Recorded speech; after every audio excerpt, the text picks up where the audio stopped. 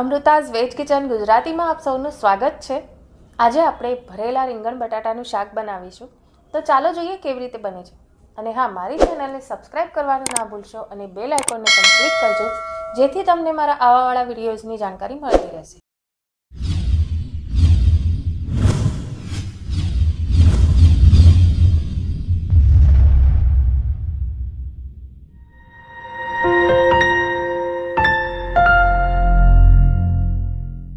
ભરેલા રીંગણ બનાવવા માટે આપણે લઈશું રીંગણ અને બટાટા બંને ઇક્વલ પાર્ટમાં લીધા છે। 6 રીંગણ 6 બટાટા, લસણ અને લાલ મરચાંની ચટણી, બેસન, લીંબુ, નાની ચમચી ખાંડ, ઝીણા સમારેલા ટામેટા, સિંગદાણાનો ભૂક્કો, સિંગદાણાને શેકીને મિક્સરમાં પીસી લીધા છે, ધાણા જીરું, હિંગ, હળદર, લાલ મરચું, જીરું, રાઈ અને ગરમ મસાલો, મીઠું સ્વાદ મુજબ।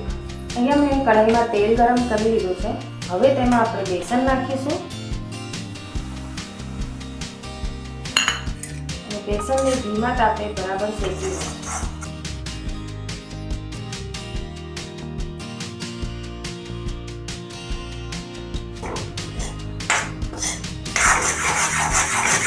બેસન સરસ શેકાઈ ગયું છે। બેસનનો કલર બદલાઈ જાય અને સુગંધ આવવા લાગે ત્યારે સમજવું કે બેસન શેકાઈ ગયું। હવે તેમાં લસણ અને લાલ મરચાંની ચટણી નાખીશું। આ ચટણી નાખવાથી ટેસ્ટ અને કલર બંને ખૂબ સરસ આવે છે શાકમાં અને બરાબર મિક્સ કરી લઈશું।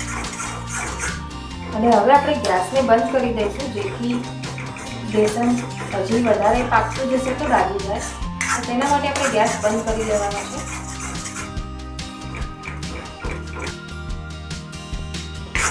આ મિક્સ થઈ ગયું છે। હવે તેમાં આપણે સિંગદાણાનો ભૂક્કો નાખીશું અને પણ બરાબર મિક્સ કરી દઈશું। હવે તેમાં આપણે બધા મસાલા નાખીશું। સ્વાદ મુજબ મીઠું, હળદર, લાલ મરચું, ગરમ મસાલો, ધાણા જીરું, નાની ચમચી ખાંડ અને લીંબુનો રસ। અડધું જ લીંબુ અહીંયા યુઝ કર્યું છે। હવે આને બરાબર મિક્સ કરી લઈશું। મસાલો બનીને તૈયાર છે। મસાલો બનીને તૈયાર છે। હવે રીંગણ અને બટાટામાં આ મસાલો ભરવાનો છે, તો આને આપણે કટ લગાડીશું।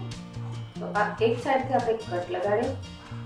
હવે બીજો કટ લગભગ લોકો આમ લગાડતા હોય છે, પણ આપણે આ રીતે નથી લગાડવાનું। ઊંધી સાઈડથી એને ઓપોઝિટ ડિરેક્શનમાં કટ લગાડવાનો છે અને અડધો જ લગાડવાનો છે। આ સાઈડે છે તો આ ઓપોઝિટ ડિરેક્શનમાં છે। આ જ રીતે રીંગણ અને બટાટાને કટ લગાવી લઈશું।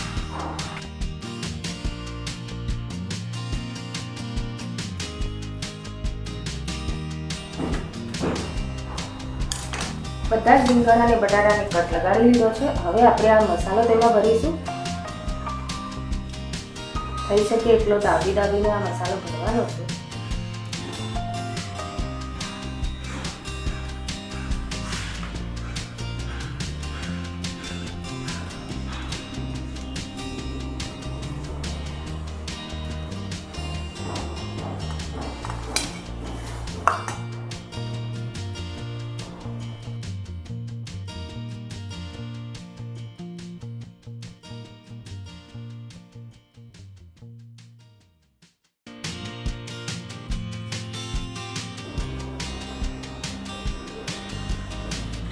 સ્ટફિંગ થઈ ગયું છે। હવે આપણે તેનું વઘાર।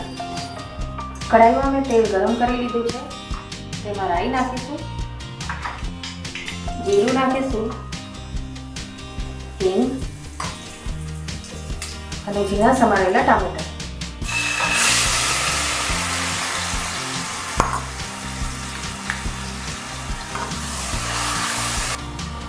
સ્વાદ મુજબ મીઠું નાખીશું। મીઠું નાખતી વખતે ધ્યાન રાખવું, કારણ કે જે સ્ટફિંગ આપણે બનાવી હતી તેમાં પણ મીઠું છે, તો આમાં નાખતી વખતે ખાસ ધ્યાન રાખવું।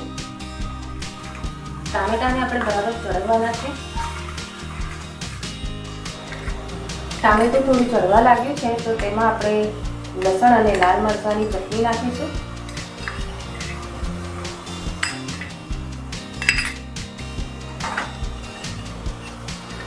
હળદર, લાલ મરચું, ગરમ મસાલો, ધાણા જીરું, આ બધાને બરાબર મિક્સ કરી લઈશું. મસાલાને પણ બરાબર ચડવાનો છે. મસાલો સરસ ચડી ગયો છે અને તેલ પણ છૂટું પડી ગયું છે. હવે આપણે તેમાં ભરેલા રીંગણ અને બટાટા નાખીશું. આને બરાબર મિક્સ કરી લઈશું.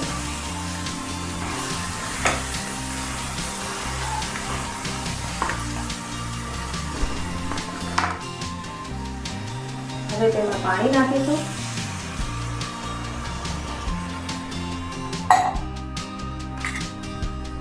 રીંગણ અને બટાટાને આપણે ધીમા તાપે ચડવા દઈશું. રીંગણ અને બટાટા સરસ ચડી ગયા છે. હવે જે આપણે સ્ટફિંગ માટે મસાલો બનાવ્યો હતો તે આમાં નાખીશું. આને બરાબર મિક્સ કરી લઈશું. શાકને થોડું આપણે કાઠું થવા દઈશું. જો તમને આ રીતનું પતલું ભાવે તો તમે આ કન્ડિશનમાં સર્વ કરી શકો છો. તો હું આને થોડું જાડું થવા દઈશ અને તેમાં તેલ છૂટું કરવા દેવાનું છે. તેથી તેનો ટેસ્ટ વધારે સારો આવે છે. તમે જોઈ શકો છો શાક કાઠું પણ થઈ ગયું છે અને તેલ એકદમ છૂટું પડી ગયું છે. આ શાક બનીને તૈયાર છે. હવે તેમાં આપણે લીલા ધાણા નાખીશું અને આ શાકને ગરમા ગરમ સર્વ કરીશું. ટેસ્ટી, હેલ્ધી ભરેલા રીંગણ બટાટાનું શાક બનીને તૈયાર છે. તો તમે પણ બનાવો અને મને જણાવો તમને મારી આ રેસીપી કેવી લાગી. ધન્યવાદ.